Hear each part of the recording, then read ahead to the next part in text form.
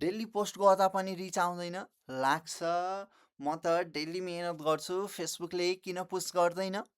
Truth सुन्नुहोस्, problem content होइन, problem consistency हो। तर हजुरले बुझेको कन्सिस्टेन्सी गलत छ। आजको भिडियोमा म हजुरलाई सिकाउँछु फेसबुक कन्सिस्टेन्सीको रियल मिनिङ, नेपालको लागि बेस्ट पोस्टिङ सेड्युल र अल्गोरिदम कसरी हजुरको पेजमा ट्रस्ट बिल्ड गर्छ। हामी यसलाई हेर्नेछौँ। यो भिडियो बुझ्नुभयो भने हजुरको पोस्टिङ क्लियर हुन्छ, स्ट्रेस कम हुन्छ अनि ग्रोथ प्रेडिक्टेबल हुन्छ। Welcome to day 12 of Facebook master class, let's celebrate first. र आजको टपिक हाम्रो रहेको छ Facebook content consistency in posting schedule, algorithm लजिकलाई हामीले हेर्नेछौँ यहाँनिर। र व्हाट कन्सिस्टेन्सी एक्चुअली मिन्स यहाँबाट सुरु गरौँ। धेरै क्रिएटर्सको बिगेस्ट मिसअन्डरस्ट्यान्डिङ कन्सिस्टेन्सी भने डेली पोस्ट हो। डेली पोस्ट कन्सिस्टेन्सीको पार्ट हो, तर कन्सिस्टेन्सीको फुल मिनिङ होइन। रियल कन्सिस्टेन्सी फर्मुला यहाँनिर मैले बनाएको छु। Consistency equals to same topic, same format र सेम अडियन्स। यदि हजुरहरूसँग आज अर्निङको भिडियो, भोलि मोटिभेसनको भिडियो, पर्सि टेक टिप्स राख्नुभएको छ पेजमा र विकेन्ड कमेडीको लागि छुट्याउनु भएको छ भने यो कन्सिस्टेन्सी होइन, यो ऱ्यान्डमनेस हो। अल्गोरिदमले सोध्छ यो पेज प्रेडिक्टेबल छ कि छैन। प्रेडिक्टेबल भयो भने फेसबुकलाई हजुरको कन्टेन्ट कसलाई देखाउने भनेर सजिलो हुन्छ। ऱ्यान्डम भयो भने रिच पनि ऱ्यान्डम हुन्छ। High inconsistent pages fail. र 90% पेज स्लो हुनुको रिजन यो तीन हो। एक, टपिक चेन्ज। एक, अडियन्स एट्र्याक्ट गर्नुहुन्छ, अर्को अडियन्सलाई कन्फ्युज गर्नुहुन्छ। दुई, इरेगुलर पोस्टिङ। 3 दिन पोस्ट 7 दिन गायब। फेसबुकले सोध्छ यो पेज सिरियस छैन।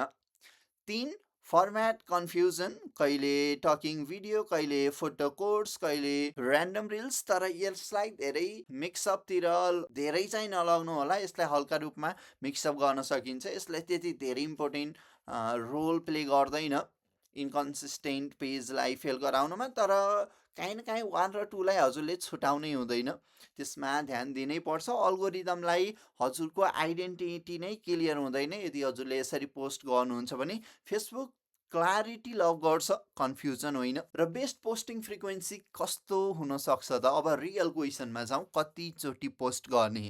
बिगिनर फ्रेन्डली फ्रिक्वेन्सी भनेको 1 भिडियो पर डे बेस्ट हुन्छ। तर सक्नु भएन भने 1 भिडियो पर 2 डेज ओके छ। योभन्दा बढीले बिगिनर्सलाई बनाउट दिन्छ, किनभने कन्टेन्ट डेलिभर गर्नै गाह्रो हुन्छ, क्वालिटी कन्टेन्ट। र योभन्दा कमले अल्गोरिदमलाई वार्म हुन टाइम लाग्छ। त्यसै कारणले remember, quality is always greater than quantity. तर कहिलेकाहीँ स्टार्टिङ फेजमा हल्का क्वान्टिटीमा ध्यान दिनुहोस्, मिनिमल क्वालिटी राखेर। त्यस पश्चात हजुरले अल्टिमेटली क्वालिटीलाई नै सिलेक्ट गर्नुपर्ने हुन्छ। 2 महिनासम्म सेम प्याटर्न फलो गर्नुभयो भने फेसबुक हजुरको पेजलाई एक्टिभ एन्ड रिलायबल भनेर मार्क गर्छ। ग्रोथ त्यहीँबाट स्टार्ट हुन्छ। यो पोइन्ट बुझ्नुभयो भने भिडियोलाई लाइक गर्नुहोस् अनि सेभ गर्नुहोस् र च्यानललाई सब्सक्राइब गर्नुहोस्। यो लङ टर्म काम लाग्ने लजिक हो। र बेस्ट पोस्टिङ टाइम नेपालको कन्टेक्स्टमा हेर्ने हो भने अब पोस्टिङ टाइमको कुरा गरौँ। नेपालमा फेसबुक अडियन्स यो टाइममा एक्टिभ हुन्छ। नेपाल बेस्ट टाइम स्लट्समा 3वटा रहेको छ, मर्निङ, डे र नाइटमा छुट्टा छुट्टै। मर्निङमा 7 to 9 AM राख्नुहोस्, डेमा 12 to 2 PM राख्नुहोस् र नाइटमा 7 to 10 PM राख्नुहोस्। यो सबैभन्दा स्ट्रङ टाइम हो नाइट स्लट, किनभने अफिस स्कुल सकेर मान्छे स्क्रोल मोडमा हुन्छ। त्यही भएर बेलुकाको समयमा भिडियो राख्ने गर्नुहोस्, बढी रिच आउने चान्स हुन्छ। इनिसियल बुस्ट पायो भने त्यो अलिक टाढासम्म जान सक्छ त्यो भिडियो। र इम्पोर्टेन्ट रुल, एक टाइम चुज गर्नुहोस् अनि 7 दिन सेम टाइम पोस्ट गर्नुहोस्। डेली टाइम चेन्ज गर्नुभयो भने अल्गोरिदमलाई प्याटर्न बनाउन गाह्रो हुन्छ। र कन्टेन्ट फर्मेट कन्सिस्टेन्सी, यो पार्ट धेरै इम्पोर्टेन्ट छ। फर्मेट भनेको हो भिडियोको स्ट्रक्चर। एउटा फर्मेट चुज गर्नुहोस्। टकिङ हेड हुनसक्छ, face camera, screen plus voice पनि हुनसक्छ र टेक्स्ट प्लस भोइस पनि हुनसक्छ।